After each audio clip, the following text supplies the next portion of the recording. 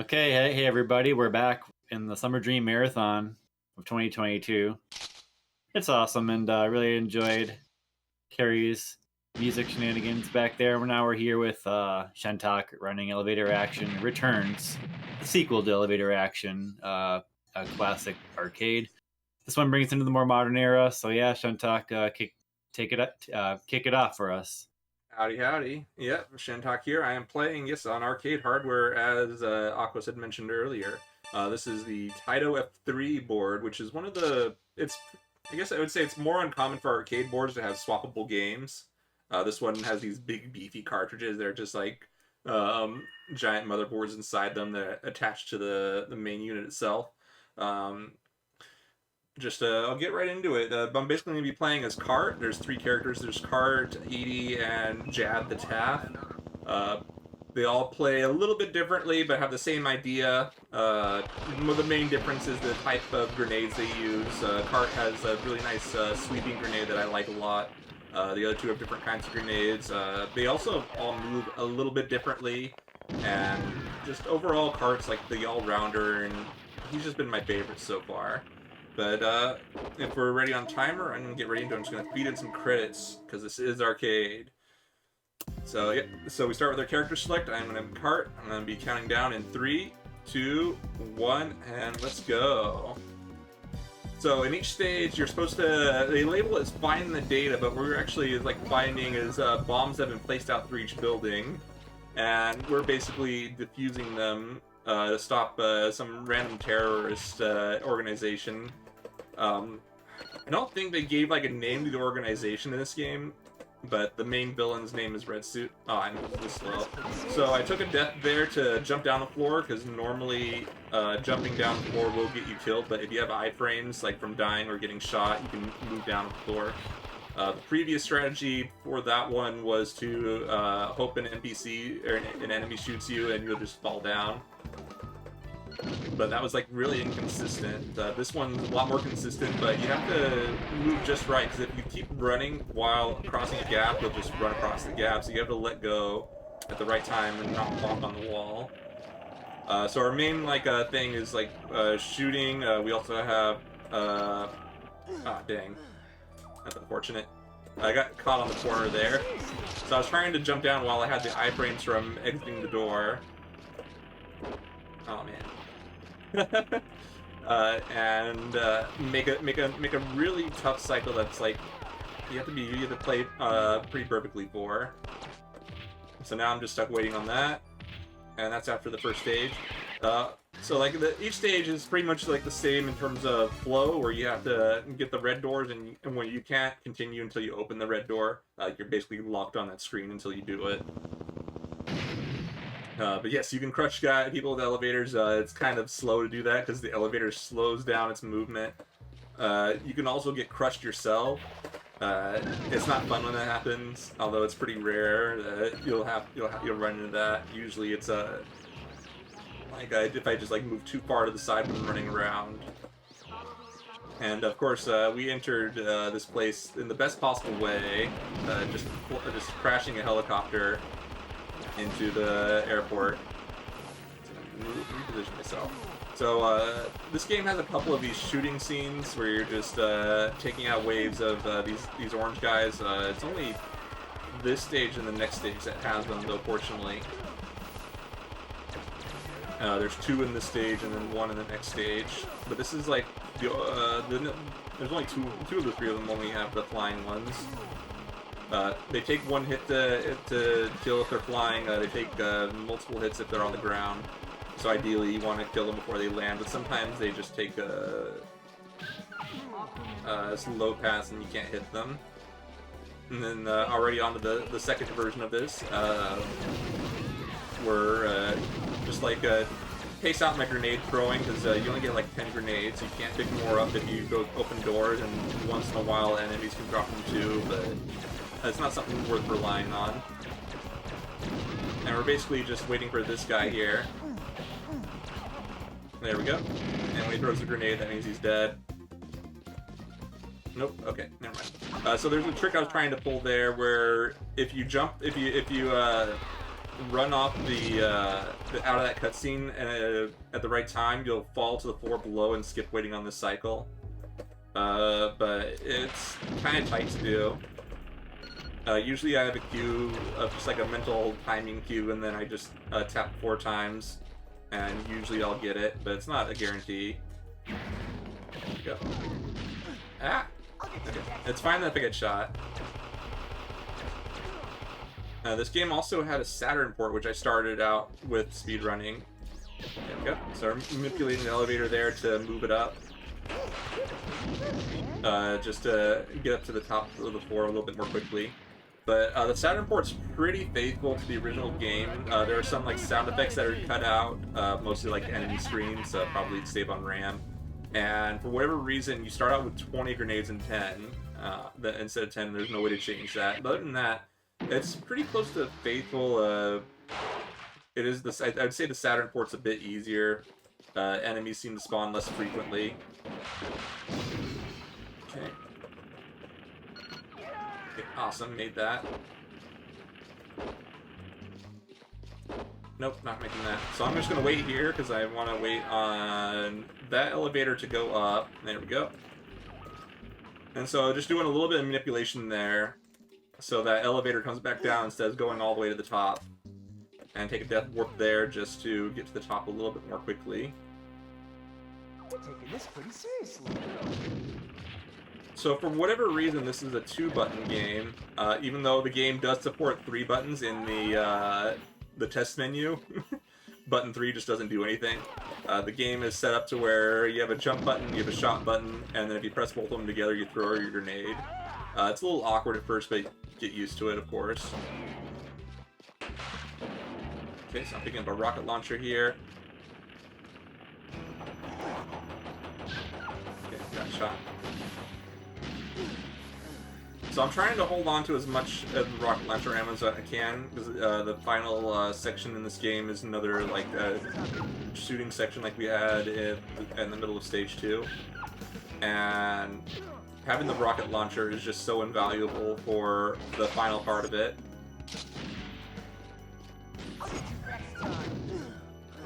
I got it too early. Okay, nice.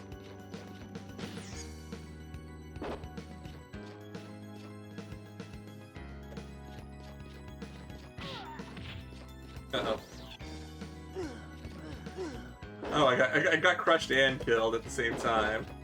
Okay, I'm just gonna have to burn one there. Now, usually that guy doesn't spawn there. Like usually no one spawns, or one of the slower guys spawns, which are like the ones that are like in the blue denim jacket. The guys in the trench coats are probably the most annoying because they're pretty aggressive on their shooting. They're like constantly shooting at you and stuff. The guys in the blue and red jackets are generally pretty chill. They just kind of walk around for a while. Okay. So basically just gonna hang out here and watch them go into the fire. Because they clearly can't see where they're going. Then once the fire dies down, I just kind of like time my grenade shots to clear the waves.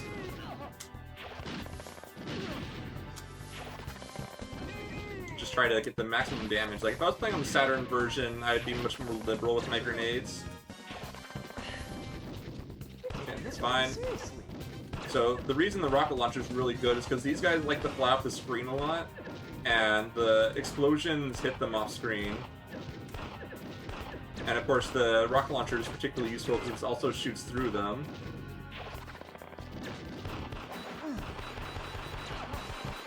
Okay, one more. Awesome. That wasn't so bad. Just gonna run off the screen there.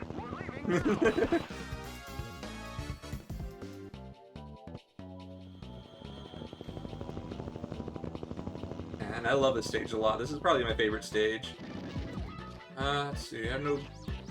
Our health's a bit high. I'm gonna take a shot there. Come on, shoot me. There we go. So I just took a death there to refill my grenades. It's very handy. Okay, awesome. Usually I bonk there. I think I'm just like not standing in the right place. Just gonna clear those guys out because they tend to shoot. Okay. Awesome. And this is, I'd say this is probably one of the shorter stages. I think stage 1 is the shortest. There we go. Gonna get shot there. There we go. And that's just to, oops. I forgot to throw a grenade there. And getting shot there is just to have some really long iframes. You also want to get shot while walking, just because it positions you better. If you get shot while you're running, you get pushed pretty far back. Okay, jumping across here. Nope. I was a little too slow in my jump there. That last gap there is pretty tight with Kart specifically. With the other two characters, that jumps pretty free, but with Kart, you have to time it just right, either or you'll fall off. Either like the way I did from jumping too late, or you jump across and you're not jumping the right time, you'll fall off just from landing.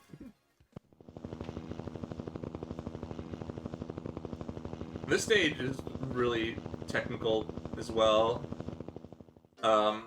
There's like a weird thing where the camera doesn't pan down if you bonk your head, or okay, like that. I didn't bonk my head there, but I didn't run off before the elevator stopped moving. So there's like you have to jump, you have to walk off in a certain way, or the camera doesn't pan. You're taking this pretty seriously. Just gonna go ahead and throw some grenades to clear out the enemies. Okay. I'm gonna wait here. Okay, there we go. If I had gone down before those elevators had moved back up, they would have moved down, and it would have taken me even longer for this section to move. Okay, here we go.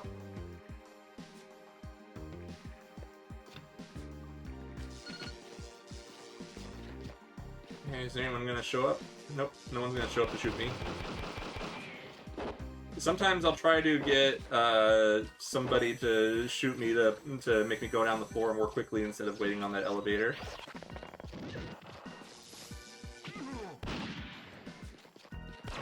But sometimes just no one wants to shoot me. Oops. Just overestimated my jump a little bit. Fine. So, for whatever reason, there's no music here. It's kind of disappointing, but it kind of, like, I guess creates a little bit of tension between this section and the last section of the stage. It's like, oh man, everything's really quiet. What's gonna happen next? Just gonna wait for that. Fine. That last floor there is really tough. The guy on the toilet, I can take care of him. Nope. Almost died. Really? The elevator just went straight back down. Haven't had that happen. So now we're going to do a bit of manipulation here. We're going to go down here, jump up here, and that pushes the camera back up.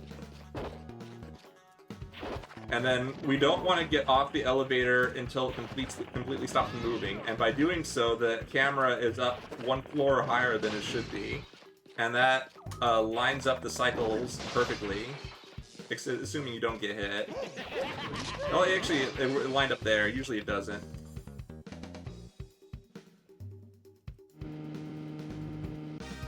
And by doing so, the camera stays up and the elevators don't move, which allows you to just have the perfect cycle every single time.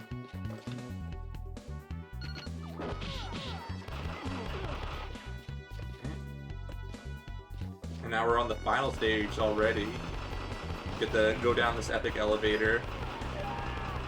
Now, if you're playing this like on like MAME or emulator, the lights don't go out when you shoot them. Everything stays lit even though you shoot out the lights. It's mostly just like a cool visual effect.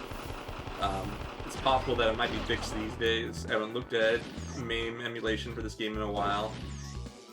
Ooh, I got an elevator buddy.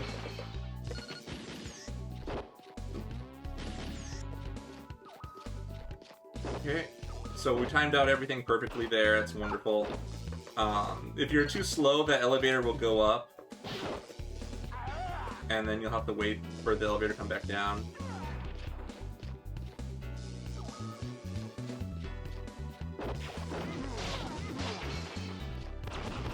Okay, and these brown suit guys are really aggressive. They are very good at taking you down. I kind of want that sandwich, but I'm not going to get it. Mostly because I think it would be a bad idea. Perfect. So I got hit there just to have some iframes going up that elevator. That way, because there's always going to be someone that's going to shoot you. Nice. And we go up and around to beat the elevator cycle. That way, we're not stuck waiting on the elevator for that section. Nice, got a burger. There are different levels of food items. Burgers are the weakest food item. I think fries is up after that. And then there's a sandwich, and then there's alcohol. And of course, alcohol gives you the most health back.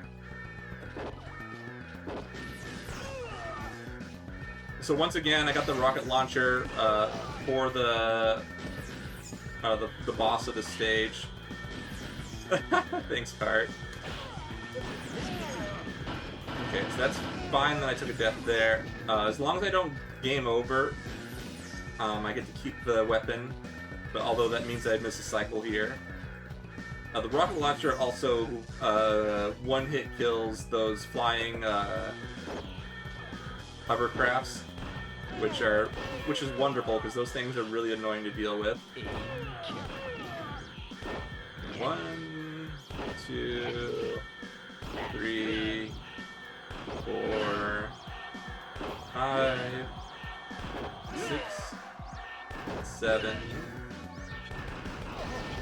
Alright, and time will come up when the screen turns white. And we saved the world by launching a nuclear bomb. So in time. And the ending's kind of ambiguous. Clearly we survived. I would imagine so. But the missile launched and everything blew up, so it's kind of hard to tell what happened. But yeah, there's just so much going on at once. I definitely do my best to try and keep up. But I highly recommend this game. No matter how you play it, there's not going to be a bad way to play it. It's on, of course, the arcade, it's on MAME, it's on Saturn, it's on the PS2. I believe it's on the Switch now. If you have the Taito Egret 2 Mini, I think they called it. It's like a dedicated emulation box for Taito games. It's on there. The soundtrack is fantastic. I highly recommend the... there's a remix soundtrack on YouTube. That was an album released back in the day, and it is absolutely fabulous. But thank you so much for having me. It is always a blast sharing this game. Yeah, well done, Shentok. You've officially destroyed the old order and create a new siesta. Society. No, we created a new siesta. Yes, because that is what is going on. Thanks again, and yeah, once again, rocking the arcade hardware there. That's awesome. So no shenanigans with MAME. No mommies, as they say. No mommies. All right, I'll see you guys in a sec. I'm gonna run Smash TV next. All right, best of luck, man. We'll have a new host coming up here as well. Thank you.